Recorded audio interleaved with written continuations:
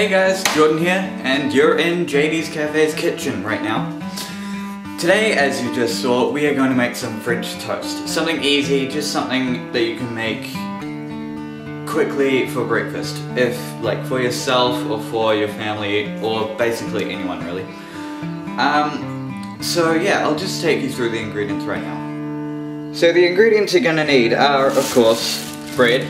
Now, you can use just the normal bread like I've got here. You can use an actual French loaf, just cut into bits.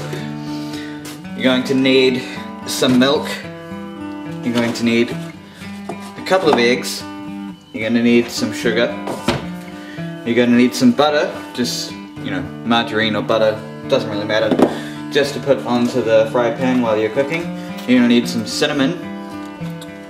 And of course, you're going to need some vanilla extract. So that's all the ingredients. Now I'm going to take you through the equipment that you're going to need. So the equipment you're going to need are some measuring cups. You're going to need also some measuring spoons. You're going to need a little whisk, or like a whisk, just a normal whisk. You're going to need a bowl, plastic preferably. You're going to need a preferably non-stick fry pan, just of course to cook. And you're going to need a fish slice or spatula, doesn't really matter which one you use. And you're going to need a plate to put your food on, of course. So that's all the equipment that you're going to need. And if you missed how much or what the ingredients are, then there will be a list of them coming up next.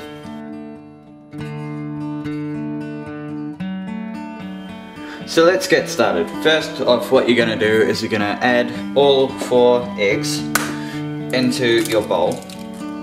Just make sure that if you do get some shells like I did, just take them out as best as you can.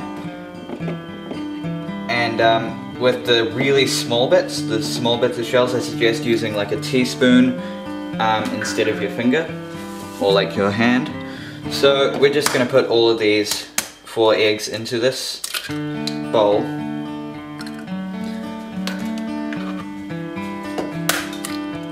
Once you finish that, you can start adding in the sugar, which in this case is 2 teaspoons.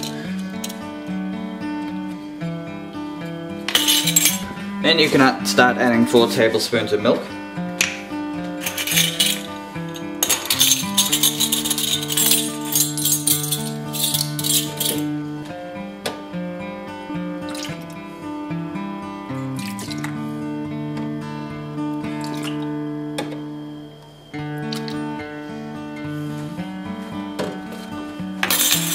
Okay, so once you got the milk in there, you can add a 1/4 teaspoon of cinnamon.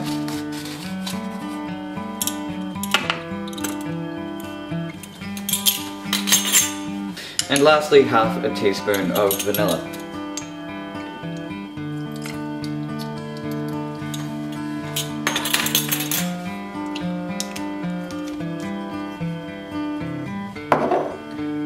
There we go. Now we're going to mix that up until it's all combined.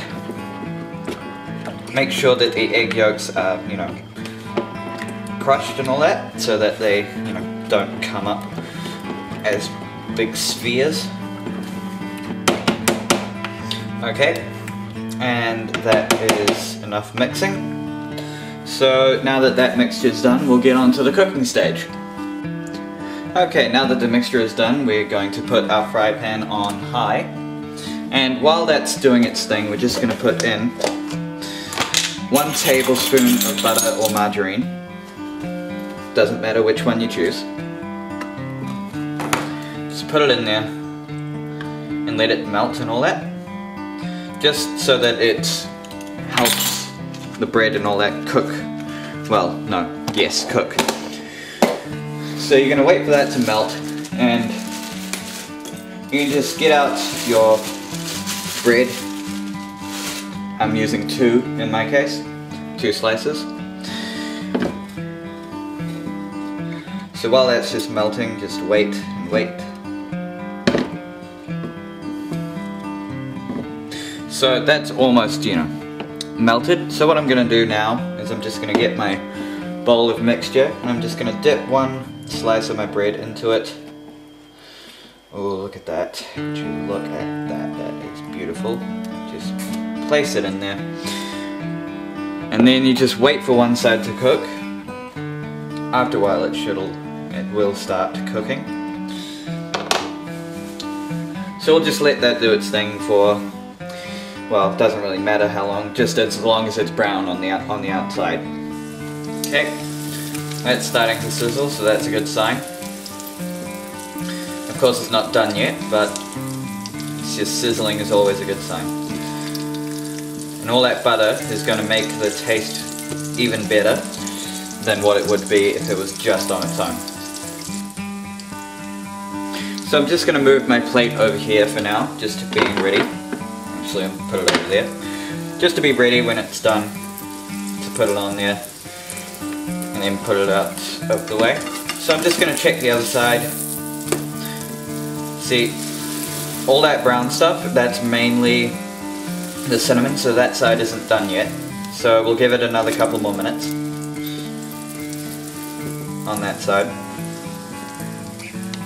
So we're going to check this again, if I can get under it. I'm going to check it again. Yeah, that's good. So the only rule to it being cooked is that it has to be brown. It has to be brown, otherwise it's not really going to be that good. So we're just going to do the same thing on the other side. Just let it brown, let it cook. And it'll take less time on the other side because the pan is hotter.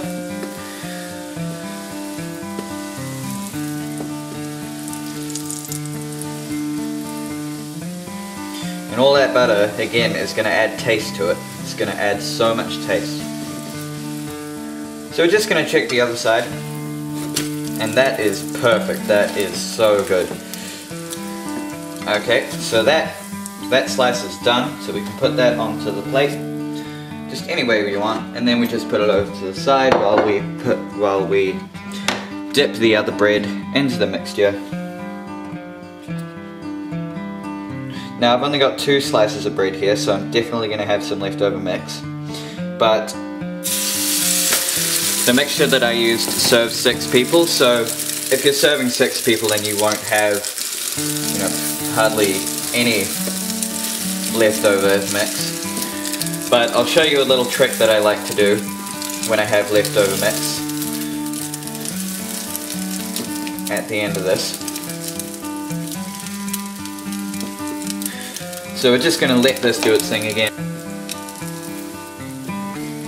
So I'm just going to flip this over again. That is pretty good. That is pretty damn good. So again, it's going to take a shorter amount of time on this side. And I'm just going to get the plate again. Just put it over here, just so that I'm ready. So what I'm doing here is I'm just pressing down just to make it, you know, against the hot surface of the pan.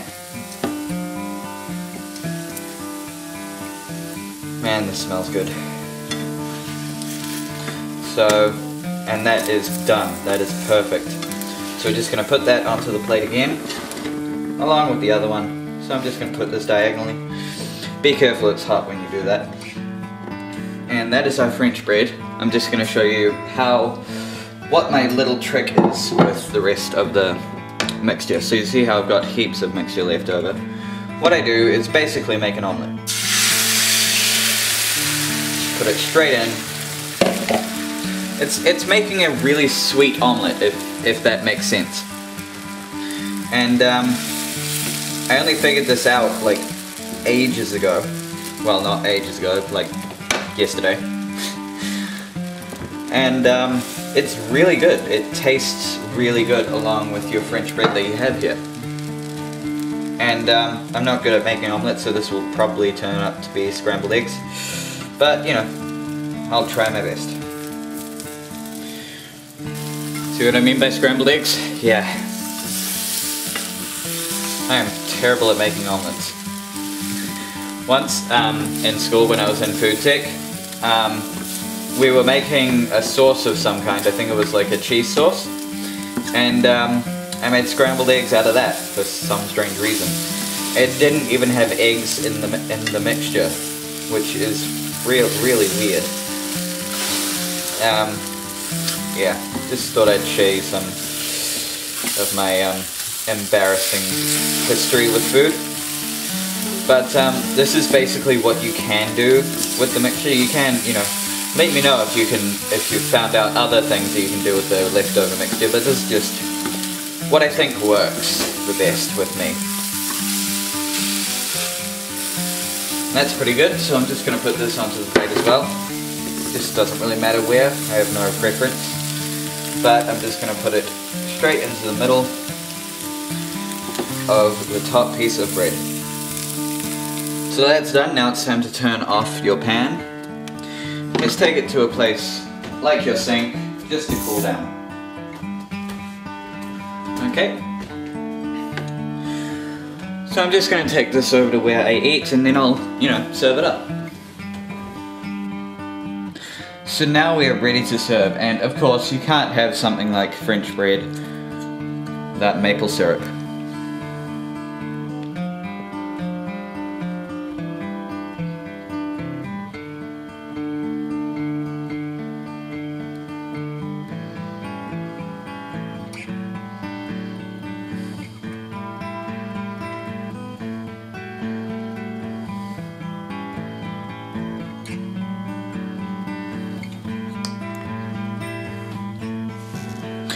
And now you're ready to dig in. Just get some knife and fork and then just start eating. It is delicious, I swear. And again, if you can find anything else to do that is very creative and tasty to do with the rest of the leftover mixture, then let me know in the comments and I will test them out and see whether I like it or not. I mean, it's your preference, but I just want to know if there's another way of using the leftover mix. But yeah, that's it for the tutorial. Thanks everybody for watching this tutorial, and I will see you in the next video. See ya!